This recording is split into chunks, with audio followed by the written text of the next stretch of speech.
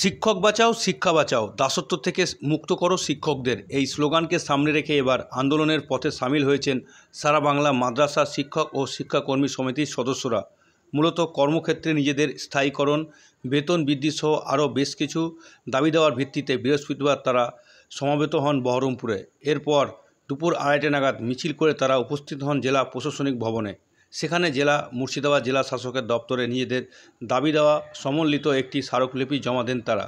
পাশাপাশি স্মারকলিপি জমা দেন তারা জেলা সংখ্যালঘু দপ্তরেও।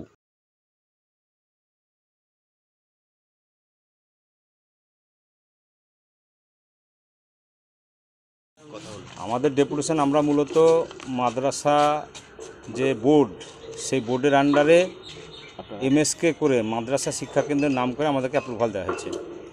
যখন অ্যাপ্রুভাল দেওয়া হয় 2008 সালে, তখন বলা হয়েছিল যে পরবর্তীতে এটা ধাপে ধাপে বোর্ডের সঙ্গে যুক্ত হবে এবং মাধ্যমিক পর্যন্ত উচ্চ মাধ্যমিক পর্যন্ত যাবে। এখনও পর্যন্ত বামফ্রন্ট সরকার যাওয়ার পরে 14 বছর অতিক্রান্ত হওয়ার পরেও এখনও পর্যন্ত আমাদেরকে সে বোর্ডের অন্তর্ভুক্ত করা হয়নি। এটা আমাদের একটা দাবি যে বোর্ডের আমাদেরকে অন্তর্ভুক্ত করতে হবে।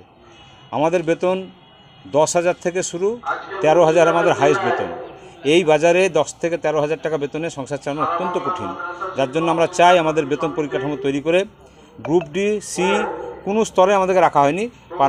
কন্ট্রাকচুয়াল পার্মানেন্ট চাকরি হিসাবে আমরা 65 বছর পর্যন্ত চাকরি করতে পারবো, কিন্তু আমাদের বেতনের কোনো পরিকাঠামো নাই। আমাদেরকে বেতন পরিকাঠামোর আওতায় আনতে হবে, এটা আমাদের দাবি। আমাদের দাবি 10 জন বা 20 জন মানুষ যদি একটা সংস্থায় কাজ করে তাদেরকে ইপিএফ দেওয়া হয়, সেন্ট্রাল গভর্নমেন্টের আইন। কিন্তু এখনও পর্যন্ত আমরা যারা কাজকর্ম করি, গোটা পশ্চিমবঙ্গে জুড়ে 5,000 5,500 মানুষ আছি আমরা, কিন্তু এখনও পর্যন্ত আমাদের ইপিএফের আওতায় আমাদেরকে আনা হয়নি। আমরা চাই আমাদেরকে অতি তাড়াতাড়ি ইপিএফের আওতায় আনা হোক। এ জেলায় বহু জায়গায় পরিকাঠামো এত খারাপ এবং ছাত্রছাত্রী ভর্তির ক্ষেত্রে নানা রকম প্রতিবন্ধকতা সৃষ্টি করা হচ্ছে। 3 কিলোমিটারের মধ্যে স্কুলে ছাত্রছাত্রী ভর্তি করার নিয়ম, কিন্তু আমরা এখানে দেখছি যে 3 কিলোমিটার বাইরে গিয়ে ছাত্র ভর্তি করা হচ্ছে, কিন্তু আমাদের স্কুলগুলোকে ছাত্র ভর্তি করতে দেওয়া হচ্ছে না। বরং আমাদের পাশের প্রাইমারি স্কুলে যেটা 4 পর্যন্ত ছিল তাদেরকে 5 পর্যন্ত করে দিয়ে আমাদের স্কুলগুলোকে তুলে দেওয়ার একটা চক্রান্ত রাজ্য সরকার করছে। সেই দাবি আমাদের যে এইগুলো বন্ধ করে আমাদের যেহেতু 5 থেকে 8 পর্যন্ত আমাদেরকে চালু করা হয়েছে, আমাদেরকে মাধ্যমিক পর্যন্ত উন্নতি করা হোক, বা আমাদেরকে যে 5 পর্যন্ত প্রাইমারি স্কুল আছে তাদেরকে 5 পর্যন্ত না করে আমাদের স্কুলে 5 পর্যন্ত ভর্তি করার ব্যবস্থা করে, তাতে ছাত্র এবং শিক্ষকের যে রেশিও সেটা যেন মেনটেন হয়। এগুলো দাবির ভিত্তিতে আমরা আজকে ডেপুটেশন দিলাম।